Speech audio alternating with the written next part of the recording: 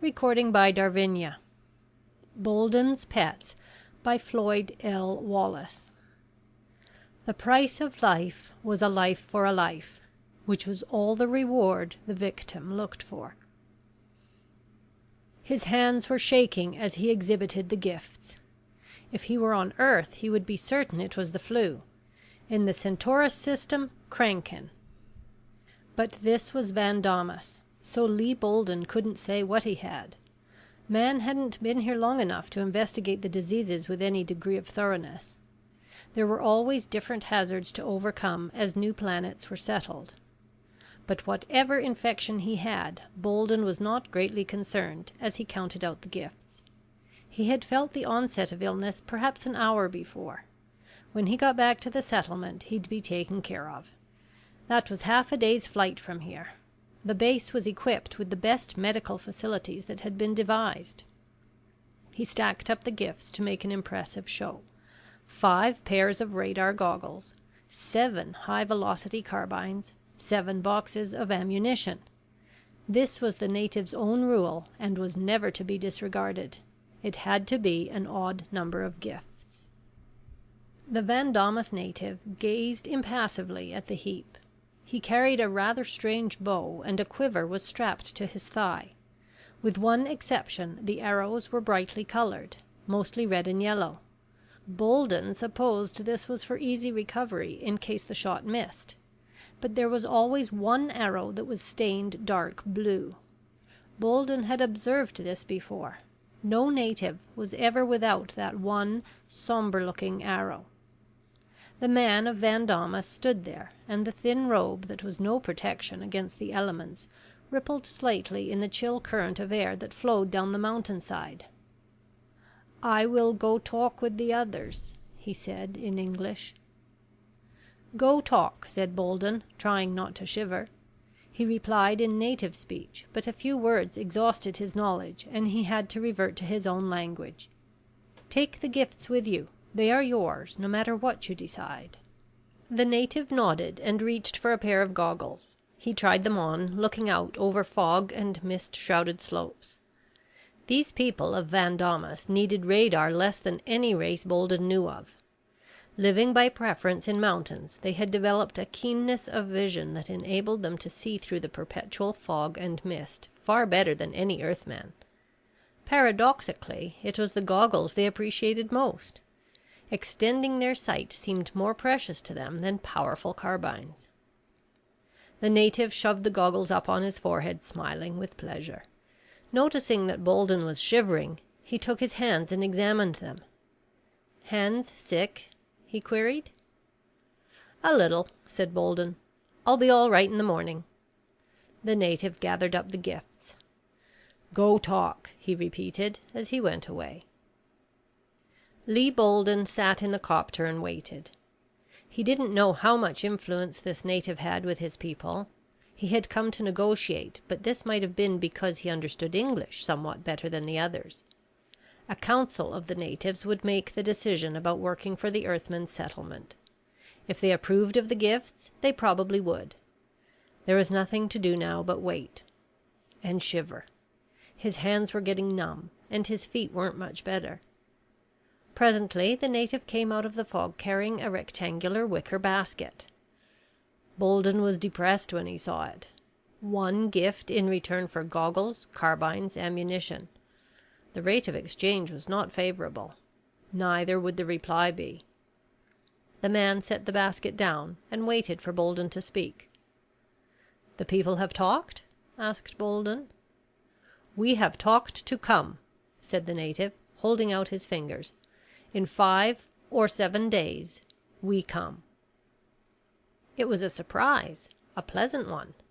Did 1 wicker basket equal so many fine products of superlative technology? Apparently it did. The natives had different values.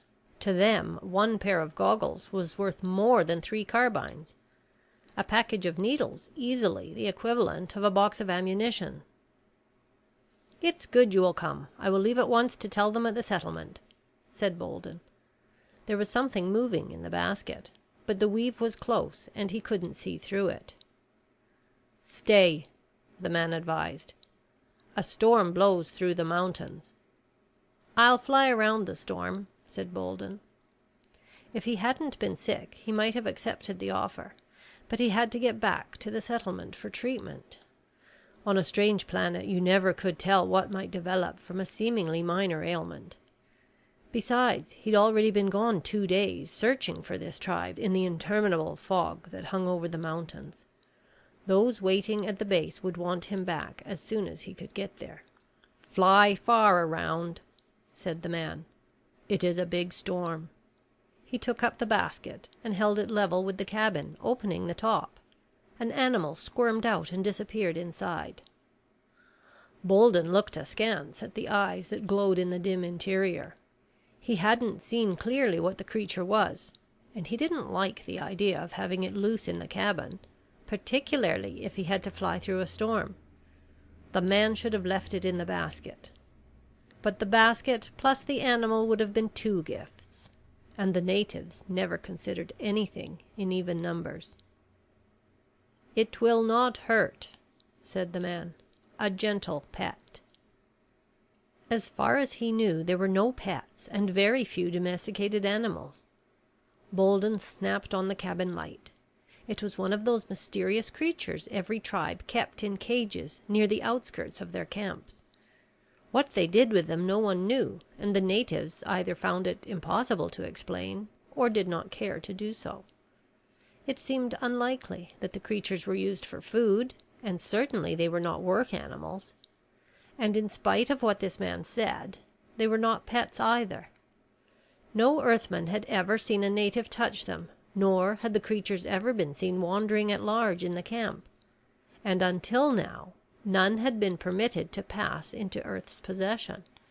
The scientists at the settlement would regard this acquisition with delight. "Touch it," said the native. Bolden held out his trembling hand, and the animal came to him with alert and friendly yellow eyes. It was about the size of a rather small dog, but it didn't look much like one.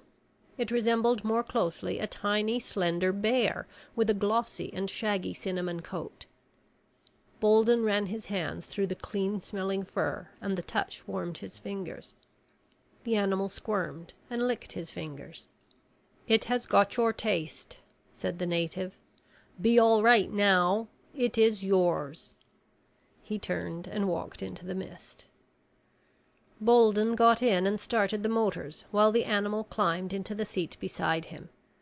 It was a friendly thing, and he couldn't understand why the natives always kept it caged. He headed straight up, looking for a way over the mountains to avoid the impending storm. Fog made it difficult to tell where the peaks were, and he had to drop lower, following meandering valleys.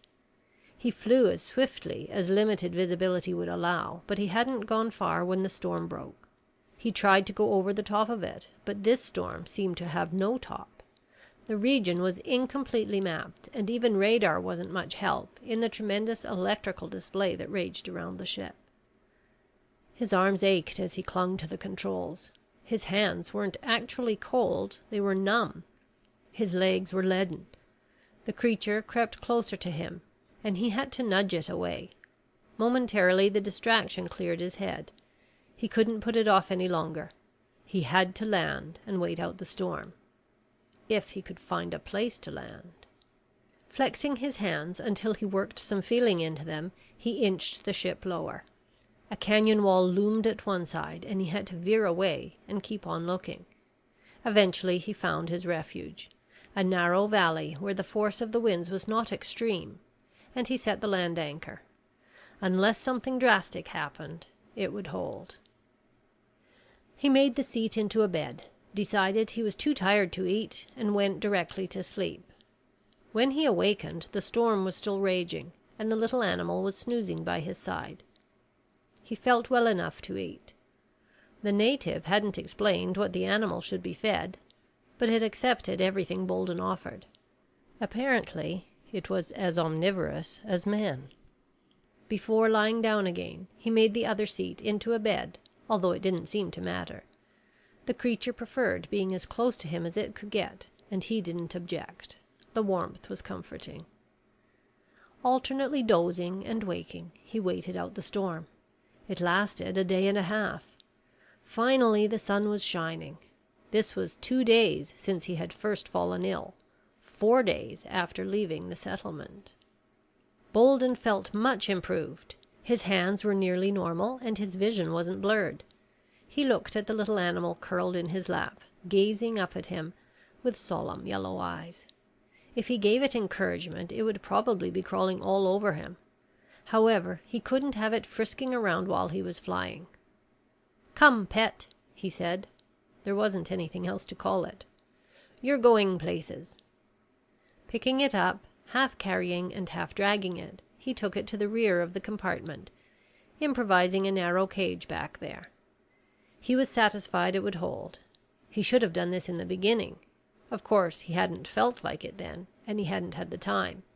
And anyway, the native would have resented such treatment of a gift.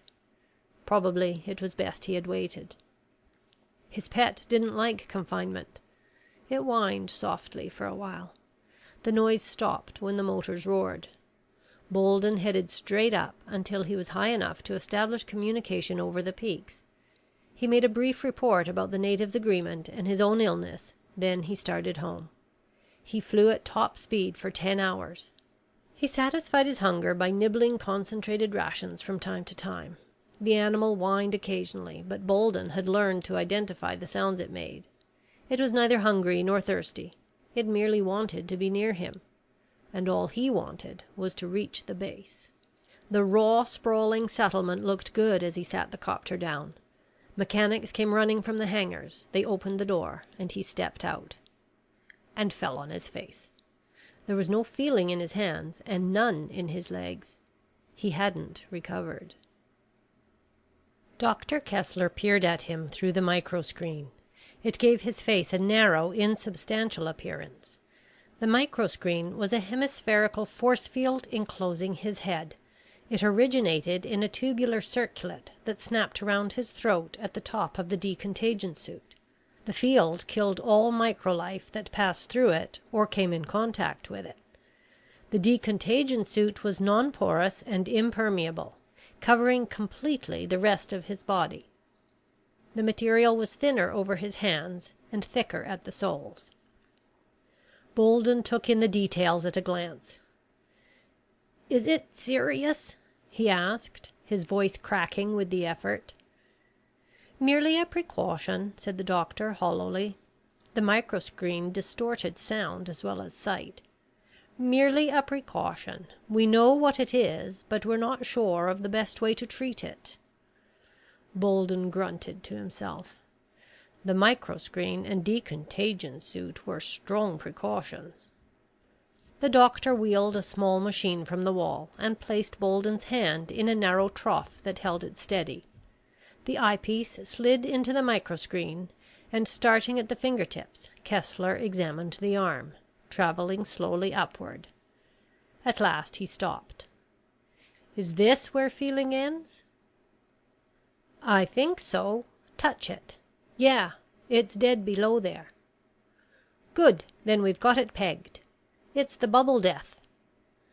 Bolden showed concern, and the doctor laughed. "Don't worry. It's called that because of the way it looks through the X-ray microscope. It's true that it killed the scouting expedition that discovered the planet, but it won't get you." "They had antibiotics. Neobiotics, too." "Sure, but they had only a few standard kinds. Their knowledge was more limited, and they lacked the equipment we now have." The doctor made it sound comforting, but Bolden wasn't comforted. Not just yet. "Sit up and take a look," said Kessler, bending the eyepiece around so Bolden could use it. "The dark filamented lines are nerves. See what surrounds them?" Bolden watched as the doctor adjusted the focus for him. Each filament was covered with countless tiny spheres that isolated and insulated the nerve from contact. That's why he couldn't feel anything. The spherical microbes did look like little bubbles. As yet, they didn't seem to have attacked the nerves directly. While he watched, the doctor swiveled out another eyepiece for his own use and turned a knob on the side of the machine. From the lens next to his arm an almost invisible needle slid out and entered his flesh. Bolden could see it come into the field of view. It didn't hurt. Slowly it approached the dark branching filament, never quite touching it. The needle was hollow, and as Kessler squeezed the knob it sucked in the spheres. The needle extended a snout which crept along the nerve, vacuuming in microbes as it moved. When a section had been cleansed, the snout was retracted. Bolden could feel the needle then. When the doctor finished, he laid Bolden's hand back at his side and wheeled the machine to the wall, extracting a small capsule which he dropped into a slot that led to the outside. He came back and sat down. "Is that what you're going to do?" asked Bolden. "Scrape them off?" "Hardly. There are too many nerves. If we had 10 machines and enough people to operate them, we might check the advance in one arm. That's all." The doctor leaned back in the chair. "No, I was collecting a few more samples. We're trying to find out what the microbes react to." "More samples? Then you must have taken others." "Certainly. We put you out for a while to let you rest." The chair came down on 4 legs. "You've got a mild case. Either that, or you have a strong natural immunity. It's now been 3 days since you reported the first symptoms, and it isn't very advanced. It killed the entire scouting expedition in less time than that." Bolden looked at the ceiling.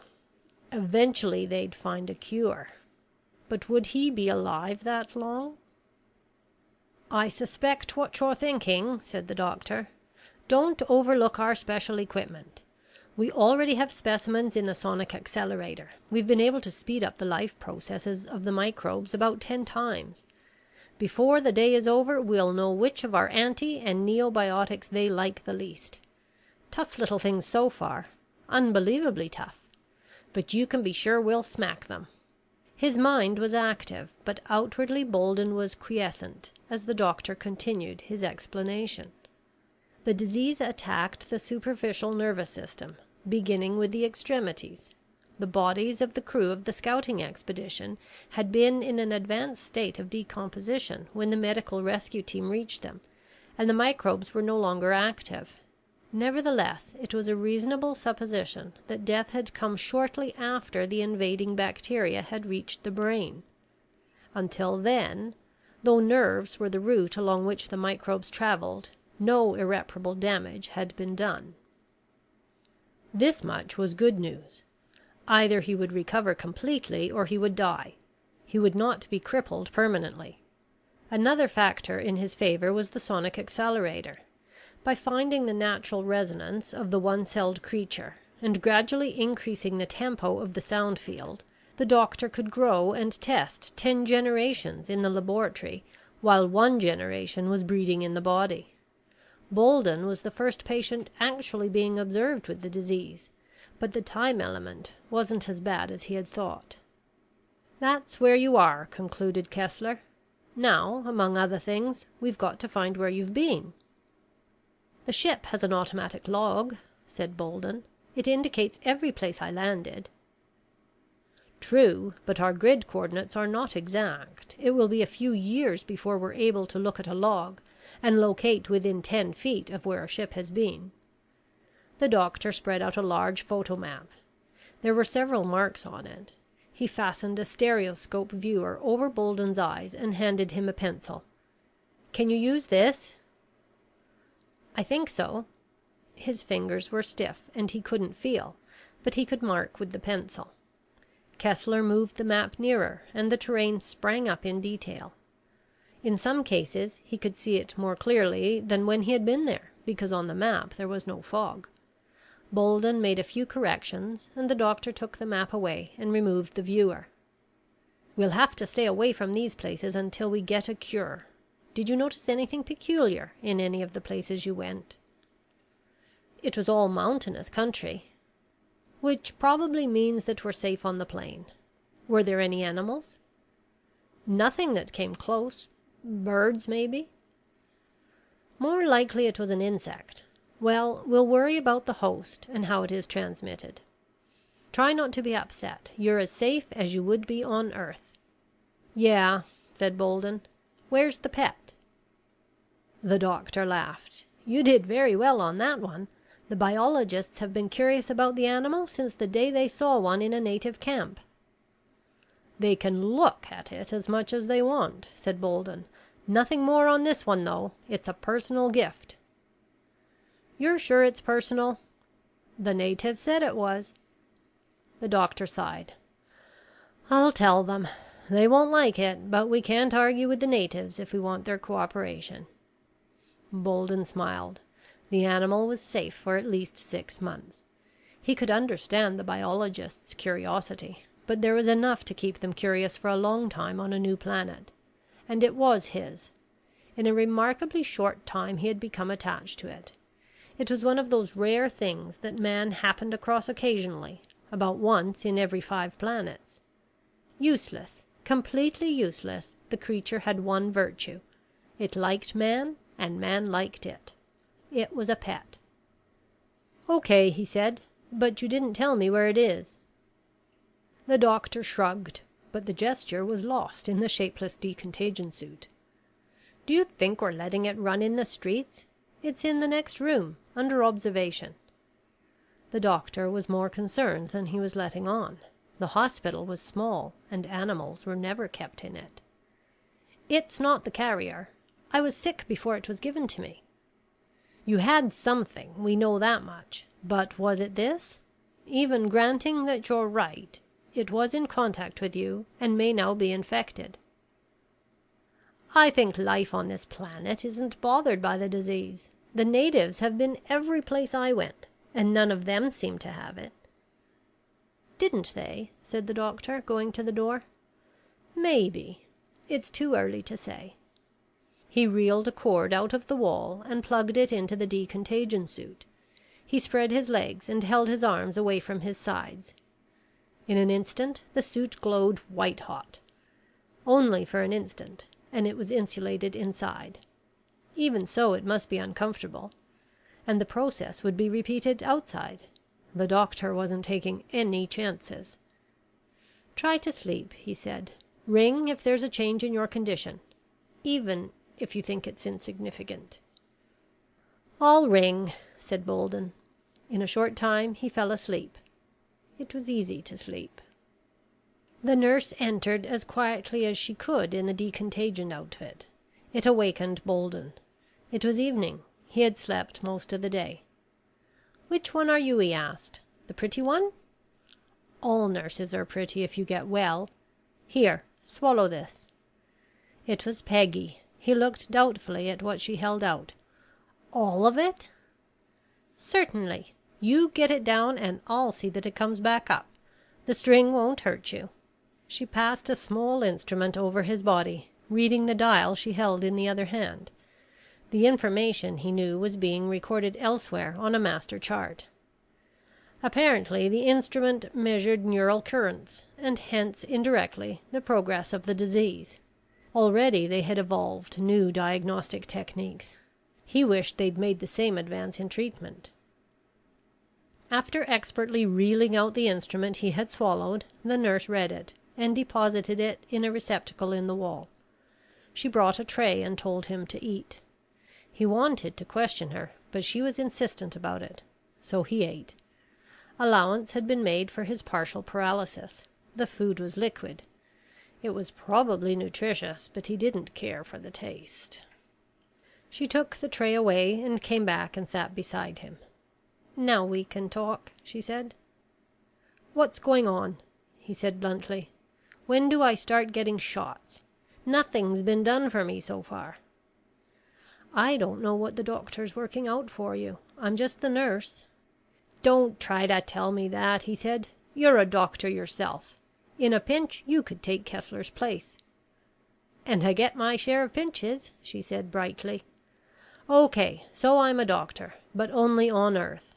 Until I complete my off-planet internship here, I'm not allowed to practice." "You know as much about Van Daamas as anyone does." "That may be," she said. "Now don't be alarmed. but the truth ought to be obvious. None of our anti or neobiotics, or combinations of them, have a positive effect. We're looking for something new." It should have been obvious. He had been hoping against that, though. He looked at the shapeless figure sitting beside him, and remembered Peggy as she usually looked. He wondered if they were any longer concerned with him as an individual. They must be working mainly to keep the disease from spreading. "What are my chances?" "Better than you think. We're looking for an additive that will make the biotics effective." He hadn't thought of that, though it was often used, particularly on newly settled planets. He had heard of a virus infection, common to Centaurus, that could be completely controlled by a shot of neobiotics plus aspirin, though separately neither was of any value. But the discovery of what substance should be added to what antibiotic was largely one of trial and error. That took time, and there wasn't much time. "What else?" he said. "That's about it. We're not trying to make you believe this isn't serious. But don't forget we're working 10 times as fast as the disease can multiply. We expect a break any moment." She got up. "Want a sedative for the night?" "I've got a sedative inside me. Looks like it will be permanent." "That's what I like about you. You're so cheerful," she said, leaning over and clipping something around his throat. "In case you're wondering, we're going to be busy tonight checking the microbe. We can put someone in with you, but we thought you'd rather have all of us working on it." "Sure," he said. "This is a body monitor. If you want anything, just call and we'll be here within minutes." "Thanks," he said. "I won't panic tonight." She plugged in the decontagion uniform, flashed it on, and then left the room. After she was gone, the body monitor no longer seemed reassuring. It was going to take something positive to pull him through. They were going to work through the night, but did they actually hope for success? What had Peggy said? None of the anti or neobiotics had a positive reaction. Unknowingly, she had let it slip. The reaction was negative. The bubble microbes actually grew faster in the medium that was supposed to stop them. It happened occasionally on strange planets. It was his bad luck that it was happening to him. He pushed the thoughts out of his mind and tried to sleep. He did for a time. When he awakened, he thought, at first, it was his arms that had aroused him. They seemed to be on fire, deep inside. To a limited extent, he still had control. He could move them, though there was no surface sensation. Interior nerves had not been greatly affected until now. But outside, the infection had crept up. It was no longer just above the wrists. It had reached his elbows and passed beyond. A few inches below his shoulder, he could feel nothing. The illness was accelerating. If they had ever thought of amputation, it was too late now. He resisted an impulse to cry out. A nurse would come and sit beside him, but he would be taking her from work that might save his life. The infection would reach his shoulders and move across his chest and back. It would travel up his throat, and he wouldn't be able to move his lips. It would paralyze his eyelids so that he couldn't blink. Maybe it would blind him, too. And then it would find ingress to his brain. The result would be a metabolic explosion. Swiftly each bodily function would stop altogether, or race wildly as the central nervous system was invaded, one regulatory center after the other blanking out. His body would be aflame, or it would smolder and flicker out. Death might be spectacular, or it could come very quietly. That was one reason he didn't call the nurse. The other was the noise. It was a low sound, half purr, half a coaxing growl. It was the animal the native had given him, confined in the next room. Bolden was not sure why he did what he did next. Instinct or reason may have governed his actions. But instinct and reason are divisive concepts that cannot apply to the human mind, which is actually indivisible. He got out of bed. Unable to stand, he rolled to the floor. He couldn't crawl very well because his hands wouldn't support his weight, so he crept along on his knees and elbows. It didn't hurt. Nothing hurt except the fire in his bones. He reached the door and straightened up on his knees. He raised his hand to the handle, but couldn't grasp it. After several trials, he abandoned the attempt and hooked his chin on the handle, pulling it down. The door opened and he was in the next room. The animal was whining louder now that he was near. Yellow eyes glowed at him from the corner. He crept to the cage. It was latched. The animal shivered eagerly, pressing against the side, striving to reach him. His hands were numb and he couldn't work the latch. The animal licked his fingers. It was easier after that. He couldn't feel what he was doing, but somehow he managed to unlatch it. The door swung open and the animal bounded out, knocking him to the floor. He didn't mind at all because now he was sure he was right. The natives had given him the animal for a purpose. Their own existence was meager, near the edge of extinction. They could not afford to keep something that wasn't useful. And this creature was useful. Tiny blue sparks crackled from the fur as it rubbed against him in the darkness. It was not whining. It rumbled and purred as it licked his hands and arms and rolled against his legs. After a while he was strong enough to crawl back to bed, leaning against the animal for support. He lifted himself up and fell across the bed in exhaustion. Blood didn't circulate well in his crippled body. The animal bounded up and tried to melt itself into his body. He couldn't push it away if he wanted. He didn't want to. He stirred and got himself into a more comfortable position. He wasn't going to die. In the morning, Bolden was awake long before the doctor came in. Kessler's face was haggard, and the smile was something he assumed solely for the patient's benefit. If he could have seen what the expression looked like after filtering through the microscreen, he would have abandoned it. "I see you're holding your own," he said with hollow cheerfulness. "We're doing quite well ourselves." "I'll bet," said Bolden. "Maybe you've got to the point where one of the antibiotics doesn't actually stimulate the growth of the microbes?" "I was afraid you'd find it out," sighed the doctor. "We can't keep everything from you." "You could have given me a shot of plasma and said it was a powerful new drug." "That idea went out of medical treatment a couple of 100 years ago," said the doctor. "You'd feel worse when you failed to show improvement. Settling a planet isn't easy, and the dangers aren't imaginary. You've got to be able to face facts as they come." He peered uncertainly at Bolden. The microscreen distorted his vision too. "We're making progress, though it may not seem so to you. When a mixture of a calcium salt plus 2 antihistamines is added to a certain neobiotic, the result is that the microbe grows no faster than it should. Switching the ingredients here and there, maybe it ought to be a potassium salt, and the first thing you know we'll have it stopped cold." "I doubt the effectiveness of those results," said Bolden. "In fact, I think you're on the wrong track. Try investigating the effects of neural induction." "What are you talking about?" said the doctor, coming closer and glancing suspiciously at the lump beside Bolden. "Do you feel dizzy? Is there anything else unusual that you notice?" "Don't shout at the patient." Bolden waggled his finger reprovingly. He was proud of the finger. He couldn't feel what he was doing, but he had control over it. "You, Kessler, should face the fact that a doctor can learn from a patient what the patient learned from the natives." But Kessler didn't hear what he said. He was looking at the upraised hand. "You're moving almost normally," he said. "Your own immunity factor is controlling the disease." "Sure, I've got an immunity factor," said Bolden.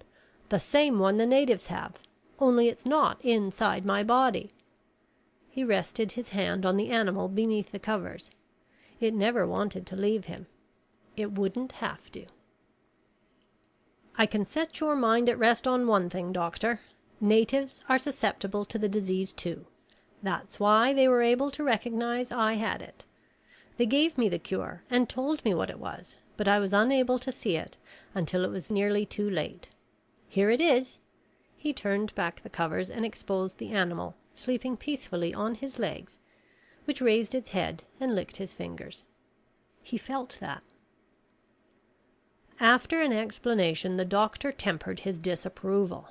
It was an unsanitary practice, but he had to admit that the patient was much improved. Kessler verified the state of Bolden's health by extensive use of the X-ray microscope. Reluctantly, he wheeled the machine to the wall and covered it up. "The infection is definitely receding," he said. "There are previously infected areas in which I find it difficult to locate a single microbe. What I can't understand is how it's done. According to you, the animal doesn't break the skin with its tongue, and therefore nothing is released into the bloodstream. All that seems necessary is that the animal be near you." He shook his head behind the microscreen. "I don't think much of the electrical analogy you used." "I said the first thing I thought of. I don't know if that's the way it works, but it seems to me like a pretty fair guess." "The microbes do cluster around nerves," said the doctor. "We know that neural activity is partly electrical. If the level of that activity can be increased, the bacteria might be killed by ionic dissociation." He glanced speculatively at Bolden and the animal. "Perhaps you do borrow nervous energy from the animal. We might also find it possible to control the disease with an electrical current." "Don't try to find out on me," said Bolden. "I've been an experimental specimen long enough. Take somebody who's healthy. I'll stick with the natives' method." "I wasn't thinking of experiments in your condition. You're still not out of danger." Nevertheless, he showed his real opinion when he left the room. He failed to plug in and flash the decontagion suit. Bolden smiled at the doctor's omission and ran his hand through the fur. He was going to get well. But his progress was somewhat slower than he'd anticipated, though it seemed to satisfy the doctor, who went on with his experiments. The offending bacteria could be killed electrically, but the current was dangerously large and there was no practical way to apply the treatment to humans.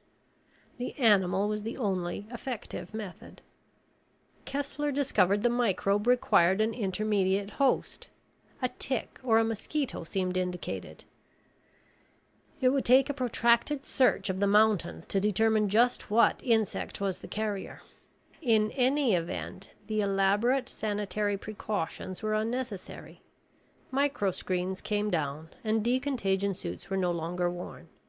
Bolden could not pass the disease on to anyone else. Neither could the animal. It seemed wholly without parasites. It was clean and affectionate, warm to the touch. Bolden was fortunate that there was such a simple cure for the most dreaded disease on Van Daamas. It was several days before he was ready to leave the small hospital at the edge of the settlement. At first he sat up in bed, and then he was allowed to walk across the room. As his activity increased, the animal became more and more content to lie on the bed and follow him with its eyes. It no longer frisked about as it had in the beginning. As Bolden told the nurse, it was becoming housebroken. The time came when the doctor failed to find a single microbe. Bolden's newly returned strength and the sensitivity of his skin, where before there had been numbness, confirmed the diagnosis. He was well. Peggy came to walk him home. It was pleasant to have her near. "I see you're ready," she said, laughing at his eagerness. "Except for one thing," he said. "Come, pet." The animal raised its head from the bed where it slept. "Pet," she said quizzically. "You ought to give it a name. You've had it long enough to decide on something."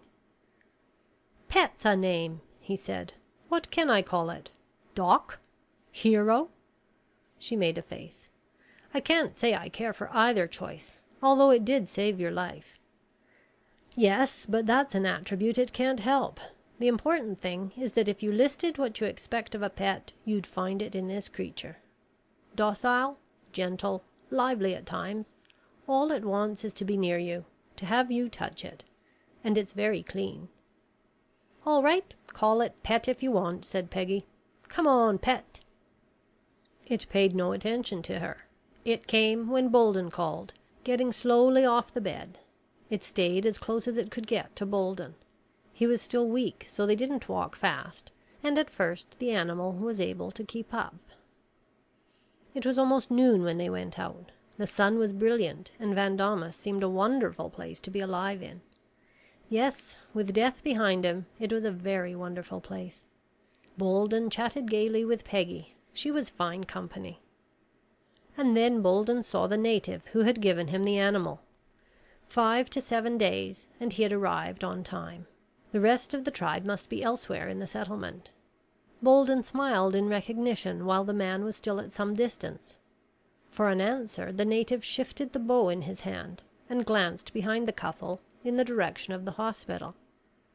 The movement with the bow might have been menacing, but Bolden ignored that gesture. It was the sense that something was missing that caused him to look down. The animal was not at his side. He turned around. The creature was struggling in the dust. It got to its feet and wobbled toward him, staggering crazily as it tried to reach him. It spun around, saw him, and came on again. The tongue lolled out and it whined once. Then the native shot it through the heart, pinning it to the ground. The short tail thumped, and then it died. Bolden couldn't move. Peggy clutched his arm. The native walked over to the animal and looked down. He was silent for a moment. "Die anyway soon," he said to Bolden. "Burned out inside." He bent over. The bright yellow eyes had faded to nothingness in the sunlight. "Gave you its health," said the man of Van Daamas respectfully as he broke off the protruding arrow. It was a dark blue arrow. Now every settlement on the planet has Bolden's pets. They have been given a more scientific name, but nobody remembers what it is. The animals are kept in pens, exactly as is done by the natives, on one side of town, not too near any habitation. For a while there was talk that it was unscientific to use the animal. It was thought that an electrical treatment could be developed to replace it. Perhaps this was true, but settling a planet is a big task. As long as one method works, there isn't time for research. And it works. The percentage of recovery is as high as in other common ailments. But in any case, the animal can never become a pet, though it may be in the small but bright spark of consciousness that is all the little yellow-eyed creature wants. The quality that makes it so valuable is the final disqualification. Strength can be a weakness. Its nervous system is too powerful for a man in good health, upsetting the delicate balance of the human body in a variety of unusual ways. How the energy transfer takes place has never been determined exactly, but it does occur. It is only when he is stricken with the bubble death and needs additional energy to drive the invading microbes from the tissue around his nerves that the patient is allowed to have one of Bolden's pets. In the end, it is the animal that dies. As the natives knew, it is kindness to kill it quickly. It is highly regarded and respectfully spoken of. Children play as close as they can get, but are kept well away from the pens by a high, sturdy fence. Adults walk by and nod kindly to it. Bolden never goes there, nor will he speak of it. His friends say he's unhappy about being the first Earthman to discover the usefulness of the little animal. They are right. It is a distinction he doesn't care for. He still has the blue arrow. There are local craftsmen who can mend it, but he has refused their services. He wants to keep it as it is. End of Bolden's Pets by Floyd L. Wallace.